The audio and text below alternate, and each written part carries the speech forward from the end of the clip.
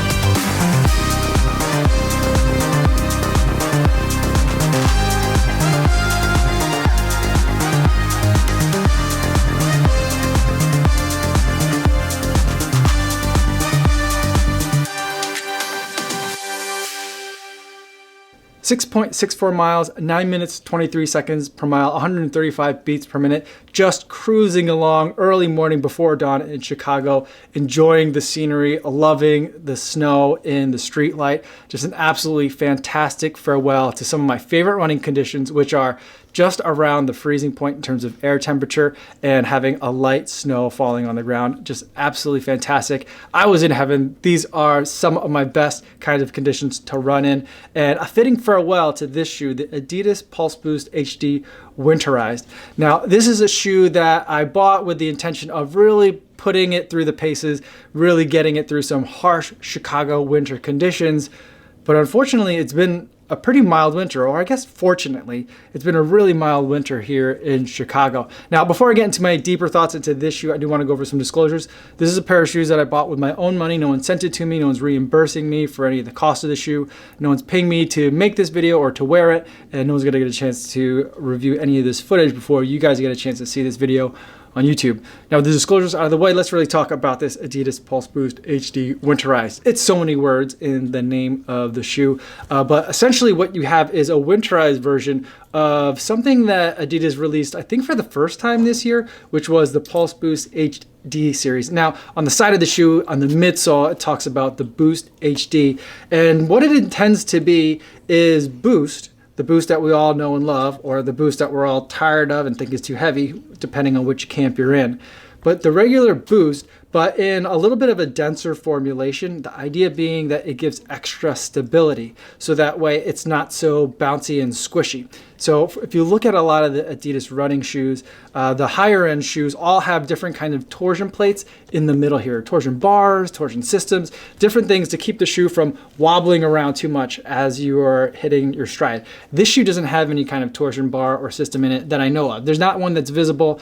As far as I know, there's not one in here, and I think that's where the Pulseboost or the Boost HD comes in. It's supposed to be able to provide that stability without having to put anything additional in it, which I assume would also reduce the production cost.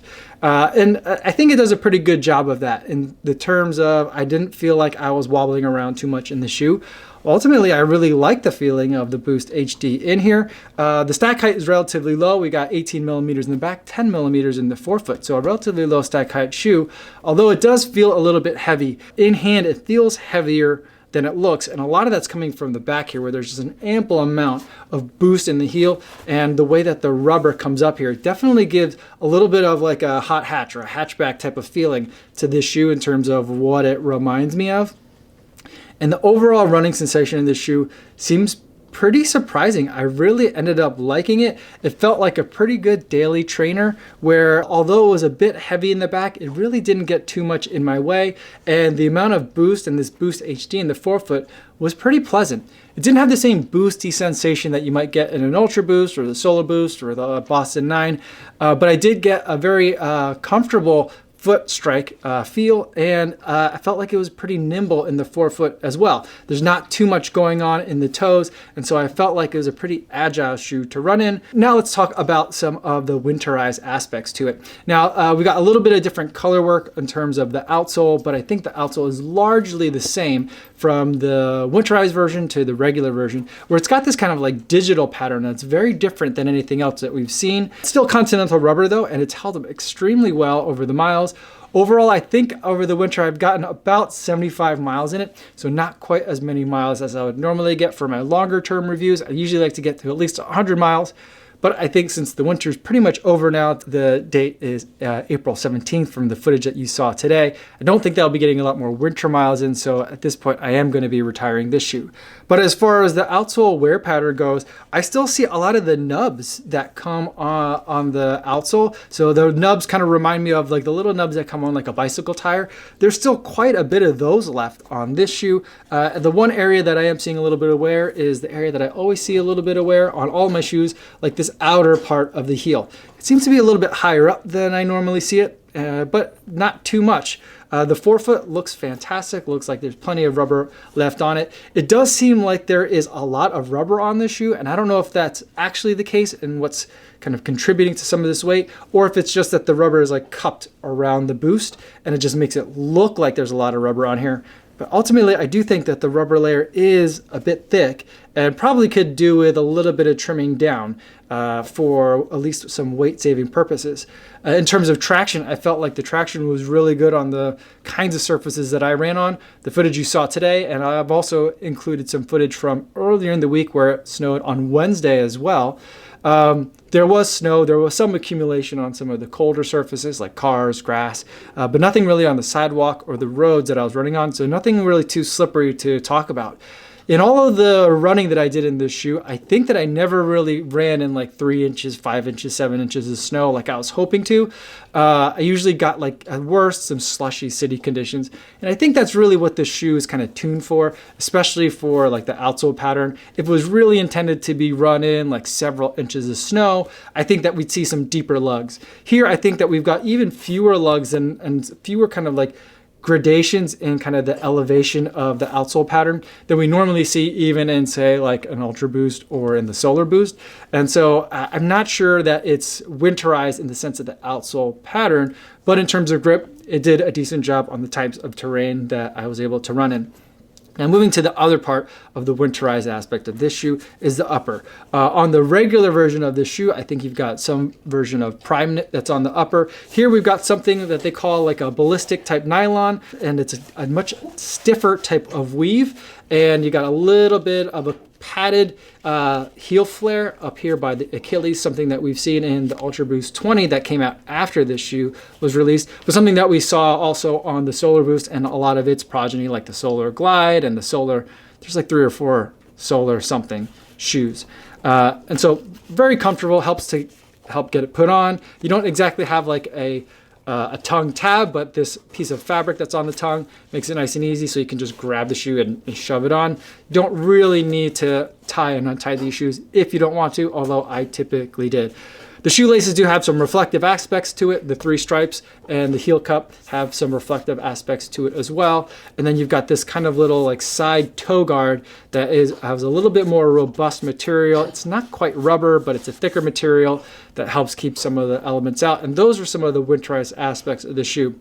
Now, in my testing of it, I was able to run in some very cold conditions, almost near single digits in Fahrenheit, so almost near 0 for Fahrenheit, and it did relatively well in those colder temperatures, although I will note that this is kind of like a stripped down upper, so it doesn't come up very high on the ankle, so you're not getting a lot of foot coverage on here, and so it did feel like a little bit of a colder shoe as far as winterized shoes go.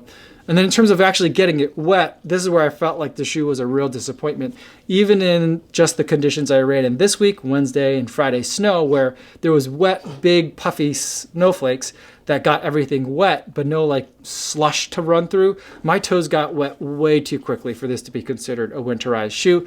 So I think it was a bit of a disappointment in that regard. and not really something that I'd recommend for winter running. I would say that this isn't a hot shoe necessarily as far as winter shoes go. So if you like the look of this shoe, I do believe that it is on sale at most places, if you can even still find sizes that work for you, and it's substantially discounted. Most of the places that I was able to find them, they were under $100 for the shoe. And I think at that point, if you're just looking for kind of like a spring, early summer shoe to run in as a daily trainer, I think this is actually a really good fit. Is it a good winter shoe? No. But is it a good shoe for $100 for someone that's just looking for a really competent daily trainer that you could also wear casually as well and it would look really nice? I think this is a very enticing option for you. So those are my thoughts on the Adidas Pulseboost HD Winterized after a winter's worth of running. If you have any questions about this shoe, put them in the comments down below. I'd love to talk to you guys about it more down there. That's all I have for today, everybody. Thanks so much for making it all the way to the end of the video, and I will see you guys tomorrow. Yo, what's going on?